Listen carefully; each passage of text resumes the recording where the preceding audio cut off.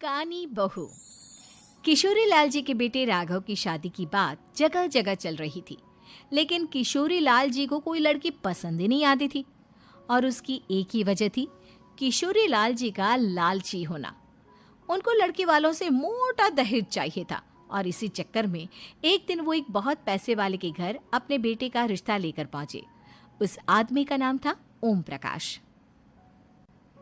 देखिए किशोरी लाल जी, मेरी एक ही बेटी है और मेरी सारी संपत्ति जायदाद सब कुछ मेरी बेटी नैना का ही है। पापा, नाम से लगता है बहुत खूबसूरत होगी। कितना अच्छा नाम है ना, नैना। ओ, वैसे बात तो सही है आपकी। अब इतना पैसा है, जमीन जायदाद है, इकलौती बेटी, आप भी क्या करेंगे? सब कुछ उसे ही देंगे ना। बिल्कुल ठीक पहचाना आपने। बस बेटी की शादी और सारी जायदाद उसके नाम। पापा, बिना देखे हाँ कर दीजिए ना।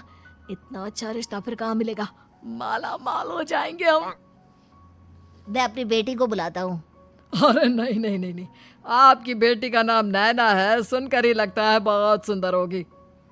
रहने दीजिए अंकल, मैं तो आपकी बेटी के नाम से ही इतना खुश हो गया हूँ कि उसे बिना देखे शादी करने को तैयार हूँ। अब तो मैं उसका चेहरा सीधे शादी के बाद ही देखूंगा। और इस तरह राघव नैना का चेहरा नहीं देखता और उससे शादी कर लेता है। शादी के बाद अपनी सुहाग रात पर जब राघव नैना का घूंघट उठाकर देखता है तो नैना की आंखें बंद थी। कितनी खूबसूरत हो तुम नैना, जरा अपनी आंखें खोलकर मेरी तरफ देखो तो सही। नहीं, मुझे शर्म आती है। अरे, मैंने तुम्हें शादी से पहले भी नहीं देखा, और अब अगर तुम आंखें खोलकर मुझे देखोगी भी नहीं तो मुझे अच्छा कैसे लगेगा? इससे पहले कि नैना अपनी आंखें खोलकर राघव की तरफ देखती, अचानक से लाइट चली गई और राघव नैना को पूरी तरह से देख भी नहीं पाया। अगली सुबह नैना राघव के लिए नाश्ता बनाकर लेकर आई। अरे ये क्या, आधा पराठा सीका हुआ है और आधा बिल्कुल कच्चा। ये तुमने क्या किया नैना? बहू, तुमने क्या आधा पराठा तवे से नीचे लटका कर रखा था, जो आधा सिका है और आधा कच्चा? मुझे जितना दिखेगा उतना ही तो सीखूंगी ना पापा जी। जहाँ जहाँ मुझे नजर आ रहा था वहाँ मैंने सीख लिया, जहाँ जहाँ नहीं दिखा वहाँ कच्चा रह गया होगा। इसका क्या मतलब है? ये कैसा मजाक कर रही है तुम? अरे बहू, तुमने इतना लंबा घूंघट क्यों लगाया हुआ है? देखो, हमारे घर में बहुओं को बेटी की तरह रखा जाता है, और फिर तुम तो इतना सारा माल लेकर आई हो। देखो, ये घूंघट डालकर रखने की कोई ज़रूरत नहीं है। हाँ नैना, पापा जी ठीक कह रहे हैं, तुम तो आराम से रहो, अपना ही घर समझो। नैना अचानक से अपना घूंघट उठा लेती है। अरे ये क्या पापा, नैना की तो एक आंख फूटी हुई है। नाम से नैना, लेकिन ये तो कानी बहू निकली। मेरे साथ धोखा हुआ है, धोखा। बिना दिखाए अपनी कानी लड़की मेरे संग ब्याह दी। मुझे कानी बीवी नहीं चाहिए। मुझे अभी ओम प्रकाश जी से बात करनी पड़ेगी। आखिर उन्होंने मेरे साथ ऐसा किया क्यों? अरे, आप लोगों ने ही तो पापा से कहा था कि आप लोग शादी से पहले मुझे देखना नहीं चाहते। अब मेरे पापा पर क्यों इल्जाम लगा रहे हैं? अरे लेकिन उन्हें बताना तो चाहिए था ना कि तुम कानी हो, एक आंख से तुम्हें दिखाई नहीं देता। किशोरी लाल और राघव नाराज होकर ओम प्रकाश को अपने घर बुलाते हैं। पापा जी, ये आपने क्या किया? शादी से पहले बताया क्यों नहीं कि नैना की आंखों में परेशानी है? अरे, आप ही ने तो लड़की देखने से मना कर दिया था। अरे लेकिन आप बता तो सकते थे। आपको तो हमारी बेटी की प्रॉपर्टी चाहिए थी, वो भी पूरी की पूरी। अब क्या हुआ अगर उसे आधा दिखाई देता है? प्रॉपर्टी तो आपको पूरी मिल गई ना। अरे ये क्या बात हुई?